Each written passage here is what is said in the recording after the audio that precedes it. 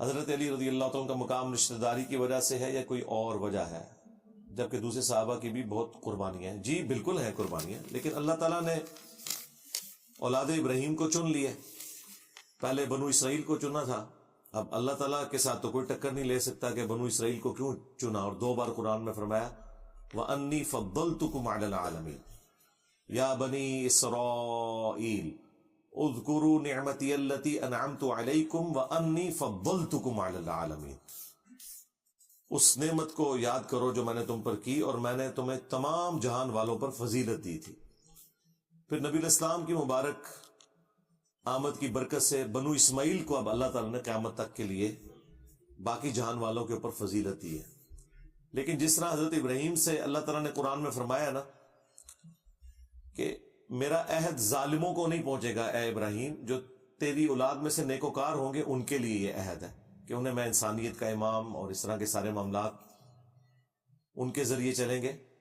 تو آج بھی اولاد ابراہیم میں سے جو اس طریقے پہ ہے اس کے لیے سارے فضائل ہیں. چونکہ سیدنا علی ہوں، حسن و حسین ہوں، انہوں نے ثابت کیا اولاد ابراہیم ہونا، تو یہ ان کی نسبت نے بھی انہیں فائدہ پہنچایا اور ان کے اعمال بھی اس طرح کے تھے. یہ دونوں چیزیں پیرلل میں ہیں. ہم صرف نسبت کو نہیں مانتے. صحیح مسلم میں حدیث ہے کہ جس کے عمل نے اسے پیچھے چھوڑ دیا اس کا نسب، اس کی نسبت اسے آگے نہیں کر سکتی. یہ واضح حدیث ہے مسلم شریف میں.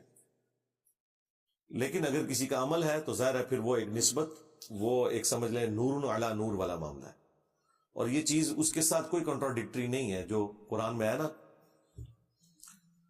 کہ ہم نے تمہیں خاندانوں میں اور قبائل میں اس لیے بانٹا ہے کہ تاکہ تمہاری پہچان ہو سکے.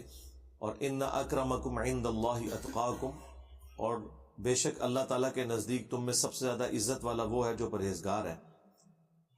تو انسانیت میں یہ جو خاندانی سسٹم اور قوم اور قبیلے اور زبانیں یہ صرف پہچان کے لیے. اللہ کے نزدیک معیار جو ہے وہ تقوی ہے، جو نبی الاسلام کا آخری خطبہ بھی ہے حجۃ الوداع کا مسند احمد میں کہ کسی گورے کو کالے پر، کسی کالے کو گورے پر کوئی فضیلت نہیں ہے. تم سب کے سب آدم علیہ السلام کی اولاد ہو اور آدم مٹی سے بنائے گئے تھے. اللہ کے نزدیک سب سے زیادہ عزت والا وہ ہے جو پرہیزگار ہوگا. یہ ساری چیزیں اپنی جگہ ہیں، یہ بنیاد ہے. لیکن جب یہ ساری چیزیں پائی جاتی ہوں پلس پھر خاندان والا معاملہ ہو تو وہ اللہ تعالیٰ نے چنا ہے. جس طرح نبی الاسلام نے خود فرمایا بخاری مسلم میں کہ اللہ تعالیٰ نے اولاد آدم میں سب سے بہترین جو خاندان تھا اس میں مجھے پیدا کیا، اور اس میں بھی جو سب سے بہترین شاخ تھی قریش کی بنو ہاشم، اس میں مجھے پیدا کیا. انبیاء کرام دنیاوی طور پر بھی اعلیٰ خاندان سے تعلق رکھتے ہیں تاکہ ان کے کریکٹر کے اوپر کوئی کلام نہ کر سکے. تو یہ دونوں چیزیں، یہ ایکسٹریم رویے ہیں. کوئی شخص یہ کہے کہ خاندان کی کوئی اہمیت نہیں ہے، اہمیت ہے کیونکہ اللہ تعالیٰ نے اہمیت دی ہے. ہاں اللہ نہ دیتا تو کوئی مسئلہ نہیں تھا. ہمارے نزدیک تو اللہ تعالیٰ اپنی دعوت توحید کے لیے کسی پیغمبر کا بھی محتاج نہیں ہے. لیکن چونکہ اب اس نے پیغمبروں کے ذریعے ہمیں ہدایت دی ہے تو ہم پیغمبروں کو بیچ میں سے نکال تو نہیں سکتے. اب جس نے ہدایت حاصل کرنی ہے اس نے پیغمبر کے ذریعے حاصل کرنی ہے. پیغمبر ہی وسیلہ ہے اللہ اور مخلوق کے درمیان ہدایت کا. اب کوئی شخص کہے کہ میں پیغمبروں کو بیچ میں سے نکال دوں تو ایسا نہیں. اللہ کی مرضی ہے کہ پیغمبر کے ذریعے ہی ہدایت ملنی ہے. اللہ چاہتا تو ہم 10 دفعہ سبحان اللہ کہتے اور ہماری بھوک ختم ہو جاتی. لیکن اس نے بھوک مٹانے کا ذریعہ کھانے کو بنایا، پیاس مٹانے کا ذریعہ پانی کو بنایا. تو یہ اللہ تعالیٰ نے جس طرح چیزیں اسباب کے ساتھ جوڑی ہوئی ہیں اس طرح یہ والے سارے معاملات کیے. میں بیمار ہوں، دعا کریں اللہ تعالیٰ صحت عطا کریں. جی ہم اینڈ پہ سب کے لیے دعا کریں گے انشاءاللہ. فتح مکہ کے وقت کتنی صورتیں نازل ہو چکی تھی، اس طرح کی کوئی تفصیلات جو بھی ہوں گی وہ تاریخی طور پہ جمع کر کے کوئی اپروکسیمیٹلی بتائی جا سکتی ہیں. باقی ڈیفینیٹلی تو ہم نہیں بتا سکتے. میجورٹی قرآن تو آلموسٹ نازل ہو چکا ہوا تھا، میجورٹی. لیکن کچھ صورتوں کی بعض آیات بعد میں بھی نازل ہوئی ہیں. اور اس کے اوپر ایک میری تفصیلی ویڈیو آپ دیکھ لیں. قرآن کی پہلی اور آخری آیت اور سورت کون سی ہے، اس کے اوپر میں تفصیل کے ساتھ بول چکا ہوں.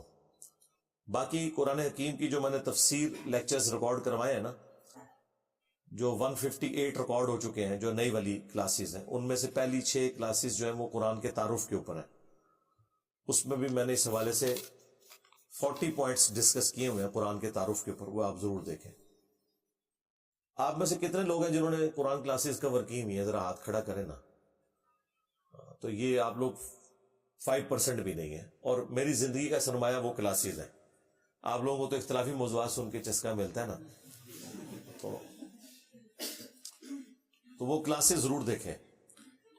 کیا ستاروں کا حال دیکھنا جائز ہے؟ بالکل, یہ تو ساری چیزیں غلط ہے جی. علم نجوم اور انجینئر محمد علی مرزا لکھیں, تفصیلی ویڈیو کھل جائے گی. کیا لوہے کی انگوٹھی پہننا جائز ہے؟ مرد کے لیے جائز نہیں ہے جی, سوائے چاندی کے, وہ بھی 4.5 ماش ہے. وکیل پیسے لے یا دے کر جھوٹے گواہ کے ذریعے بری کروا دیتے ہیں, حرام ہے جی, اور آخرت میں عذاب ہوگا. یہ سوال تو پوچھنے والے نہیں میرے بھائی. یہی کچھ آپ کے ساتھ ہوا ہوتا تو آپ نے پوچھنا بھی نہیں تھا. آپ نے کہنا تھا کہ ان کو تو ڈبل عذاب ہونا چاہیے.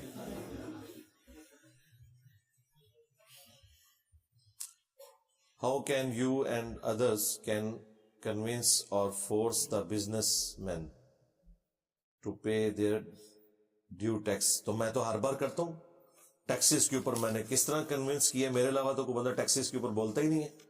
مولویوں نے کیوں بولنا ہے؟ ان کا تو آڈر ہی کوئی نہیں ہوتا, اور آرڈر دیں تو وہ احتجاج کرتے ہیں. آپ ٹیکسز لکھیں اور میرا نام لکھیں. میں نے تو اس 14 اگست میں بھی بتایا کہ پاکستان کا صرف ایک ہی مسئلہ بڑا, اور وہ یہ ہے کہ جس ڈیوٹی کے اوپر لوگ لگے ہوئے ہیں وہ اپنی اپنی ڈیوٹی ایمانداری سے نہیں کر رہے اور دوسروں کے کاموں میں لوچ تل رہے ہیں. ٹھیک ہے.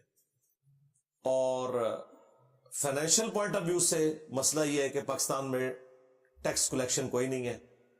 اسی وجہ سے ہمیں قرضے اٹھانے پڑتے ہیں, اور قرضے بھی ہم نے خراج سمجھ کے اٹھائے ہیں کہ یہ واپس کرنا ہی نہیں. جس طرح نہیں تو آیا جے غوری, اس طرح نہیں ہوگا میرے بھائی. ٹیکسز کے بغیر کچھ بھی نہیں ہونا.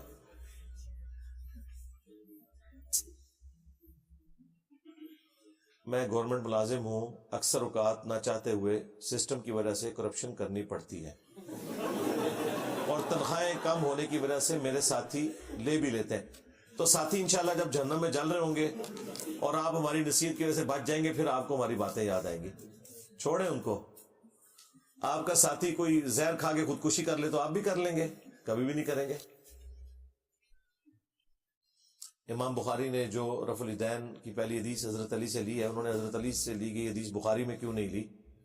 کیا اس حدیث کو شامل کرنے سے رفع الیدین کا مقدمہ زیادہ مضبوط نہیں ہو سکتا تھا؟ میرے بھائی, بخاری میں اور مسلم میں رفع الیدین کا مقدمہ جو مضبوط ہوا ہے, اس کے لیے اتنا ہی کافی ہے کہ رفع الیدین کی حدیثیں ان صحابہ نے روایت کی ہیں جو نبی علیہ السلام کی وفات سے 1-1.5 سال پہلے مسلمان ہوئے. پیچھے اور کیا رہ گئے؟ امام بخاری سے زیادہ کیا کرتے رہا؟ اس حدیث کو مان لینے سے کوئی فرق نہیں پڑنا تھا. جنہوں نے نہیں ماننا وہ تو قرآن کو بھی نہیں مان رہے. ایاک نعبد و ایاک نستعین. باقی امام بخاری نے کچھ شرائط سخت لگائی تھی بخاری شریف کے حوالے سے, کہ میں نے یعنی ایک تو ہے نا اے گریڈ, A+ گریڈ کی حدیثیں میں اس میں لوں گا.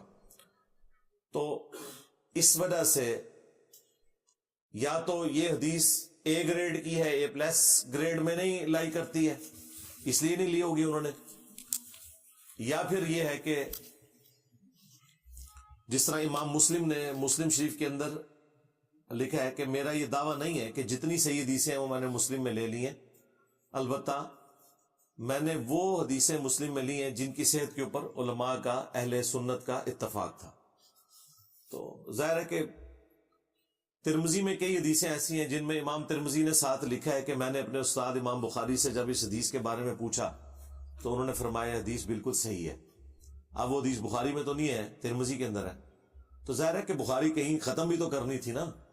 اب یہ ساری صحیح حدیثیں ایک جگہ جمع کی جاتی تو بخاری کئی جلدوں کی بن جاتی. تو امام بخاری نے ایک اوورال ایک بلیو پرنٹ تو سنت کا آپ کے سامنے رکھ دیا نا.